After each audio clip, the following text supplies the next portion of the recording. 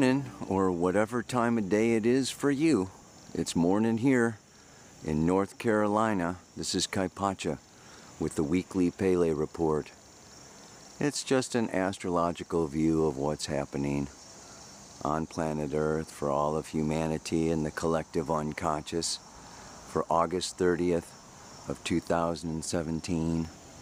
There's a whole lot going on, a whole lot of aspects. So the first part of the Pele report is a lot of astrology, you guys.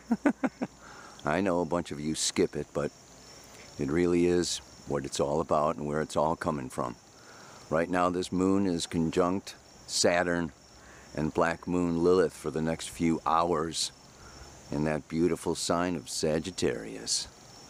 Saturn is stationed going direct, and for the rest of the year he's going to be traveling right back across all those degrees, right back to the galactic center, right along with black moon Lilith. All the degrees that he's went over since March. He went up, to 27, went up to the galactic center in March, has been retrograde this whole time, and now is going to go back over again. With this Mercury retrograde until next Tuesday, September 5th, it's a good time to reflect. That's what Saturn is about.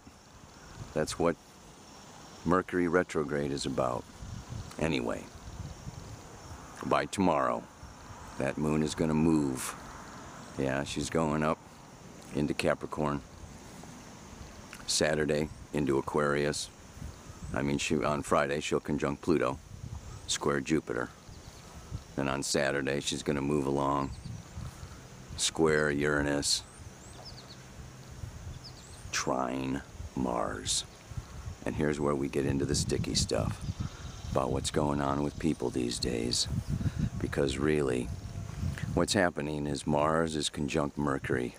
Mercury is retrograding back into Leo tomorrow and conjoining with Mars on Sunday. But I'm sure we're all feeling a little feisty, a little irritable, ready to start a fight or an argument or something going on. This whole time, this whole week, Mercury conjunct Mars. And at the same time, what? Well, by Monday, the Sun is exactly in opposition to Neptune. So we got a lot of ideals that we're shooting for and a lot of dreams. And then that Mercury Mars is a little more down to earth, a little more down to reality, because that Sun is moving through Virgo. Next Wednesday we got the full moon, but I'll be talking about that a little later. Yeah, probably in the next Pele report. So I want to just talk about this. It's a beautiful grand trine you can see between Saturn, Lilith, Uranus, and Mars in the north node of the moon.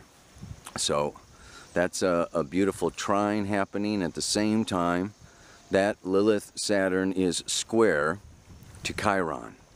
And that is going to increase in intensity right up on through till November 2nd, when it's exact. So these are the themes that I would like to discuss with you today a little bit. Sitting down here by the pool, by the pond, in the beautiful mountains of North Carolina, visiting my daughter here at the Earth Haven community out here. It's a beautiful, amazing, great group of folks living in harmony with nature. All right, here we go. Okay, I better get going here. Once again, man, the battery's almost dead. Jesus. Okay, what's going on? I'll tell you what's going on. There's a few things. Number one, Saturn conjunct black moon Lilith. Saturn, the established authority, the need to be right in Sagittarius, and hold on to what I believe, and this is the way, the truth, and the light, and oh my God, if I let go of that, I lose all of my ego, security, sense of self, all the structures I've built in my life around these beliefs. And black moon Lilith Yeah, I mean, it's almost patriarchy, matriarchy.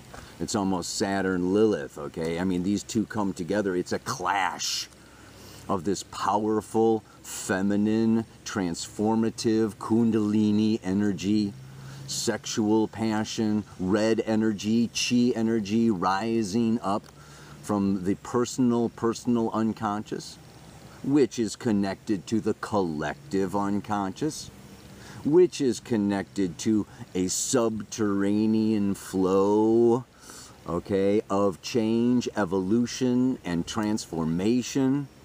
And the main message for today is never underestimate the power of the unconscious. All the best laid plans of mice and men are nothing compared to the power of your own personal unconscious soul evolutionary intention for this lifetime, and that's like a drop of water in the ocean of the collective unconscious, okay, of Gaia herself evolving. So it's just like, whoa. And Lilith is coming in, questioning our beliefs, challenging our assumptions, you know, and changing. The feminine is changing in the moment. The masculine wants to order and structure and, you know, through time, contracts and commitments. And Lilith is coming up here challenging those, questioning those. Do you still believe the same things you believed before? And if not, how are you going to change your life to reflect these newfound truths, which we know came in through the eclipse, and we know are still coming in with this grand trine to Uranus. So we're still getting these revelations, and they're blasting our assumptions and our illusions and our old little self, our old egos. It's like, you know what, we're getting dealt a new hand. So like, it's like, you know, playing poker or something, you know. I mean, it's like you've got a hand, you know your cards, okay, and you place your bets and you take your chances on this card, and then what? Boom. With the eclipse, it's like that hand is over. Time for a new hand. So the eclipse has brought in like new ingredients to the recipe here of life. And now, I would say it's time for what? The beaters. We got the new ingredients. Now it's time to like mix it up. Mix it up. This retrograde Mercury is like, I need to contemplate. I need to reflect, maybe redo, rethink, renegotiate, reevaluate. I mean, it's just like, whoa, until, you know, until September 5th, until, you know, next week when it goes direct, okay? Things are going to be starting to move forward. Saturn is direct now, you know, still stationary.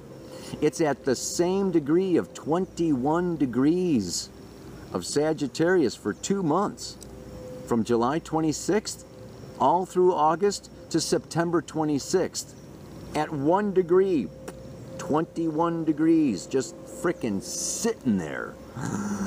You know, and it's kind of like, you know, the powder keg is getting packed, or the snowball is getting packed, and it's like,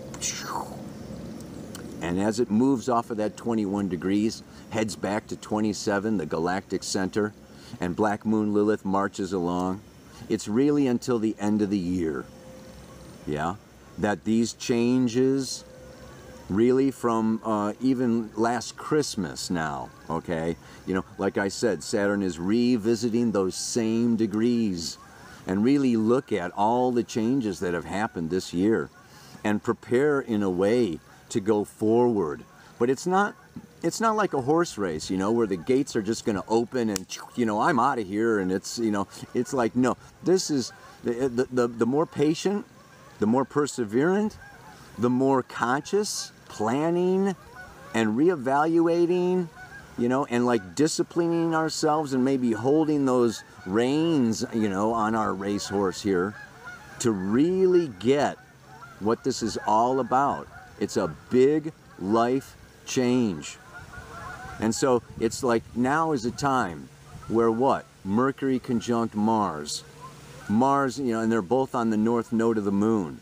And it's just this, again, it's coming around to, what can we say? You know, the ego, you know, Mercury and Mars, you know, these are the personal egoic planets of I want, I am, I think, you know, and it's forceful, it's powerful. And we can have resistance to change. We can have resistance to accepting our plot or our plight.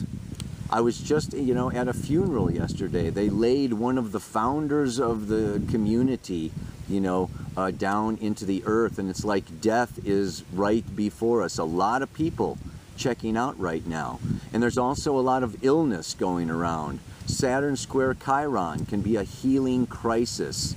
So there is this time period where it's like this new hand we're being dealt. We can have, it can be uncomfortable, it's unfamiliar, it's basically scary. Mars has a moon called phobia. Yeah, so there's fear with the warrior. And it's coming around to Mercury. And this is thinking, you know, freaking out.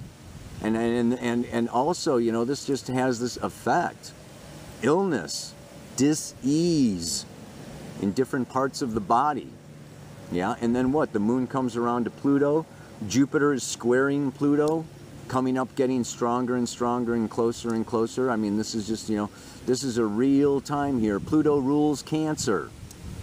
Yeah, and Pluto also rules rejection. Rejection of body parts. Yeah, you know, the lungs is grief. I reject my grief. Okay, you know, the adrenals is fear. Oh, I'm not going to, you know, I'm going to reject my, you know, my sexuality. I'm going to reject my sexuality. You know, so we have these different cancers going around. People are, you know, really, you know, this is a time where disease can come up, dis-ease. I'm not fitting into the new program. Yeah, my ego's not in alignment with my unconscious soul. And this is like what really needs to be happening for bliss, for joy, for happiness. And that requires change. And everything is up for change. Everything. Life is change. You want to be secure? Change. Seeking security? Find security in change. That's what life is about, Gaia is about, nature is about. The seasons come and go, the cycles come and go, everything rises and falls, and it's just like, whoa, I didn't think that was gonna go. The sacred cow, you know, is like getting chopped up, whatever. I mean, it's just like death is always present, and it's the root of all fear. So this is a time when a lot of people, and you know, we can be facing our fear of change, of changing our beliefs. When we change our beliefs, we have to change our relationships, our lifestyles, our goals. It's like, you know, everything is, whoosh, it's 52 card pickup. So all I can say is, you know, the beaters come in here now. That was the eclipse a little bit. And then what? The cake goes in the oven.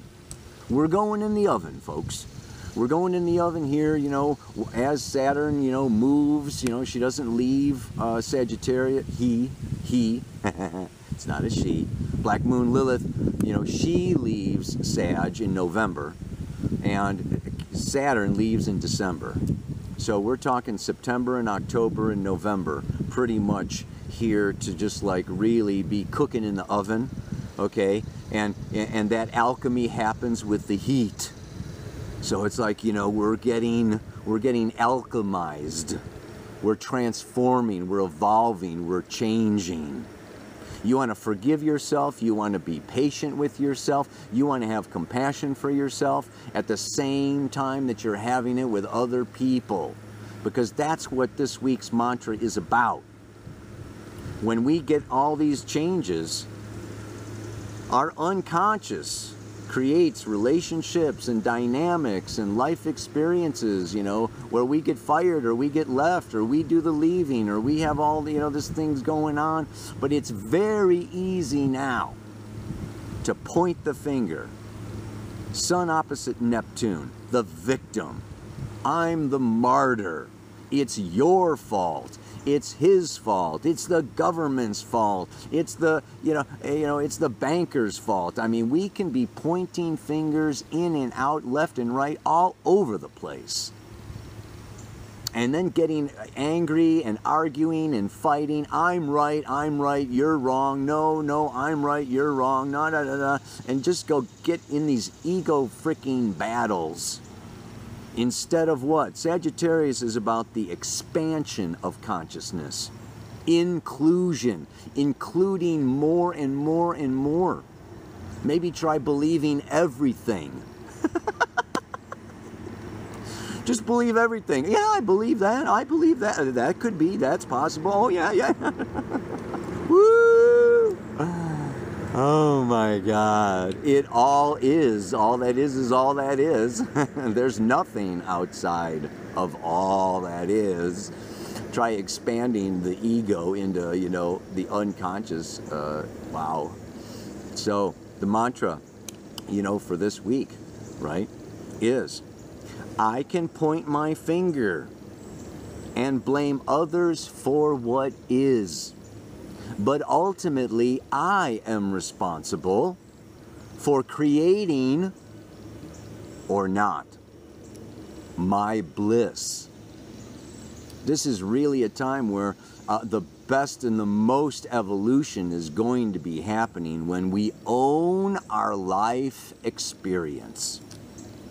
Either consciously or unconsciously, I created this body that I'm in, these relationships that I'm in, this life condition that I'm in. Nobody else put me here. Nobody else made me sick or die or whatever. It is my own responsibility to create a life of bliss for myself by being who I am, what I am, where I am, consciously.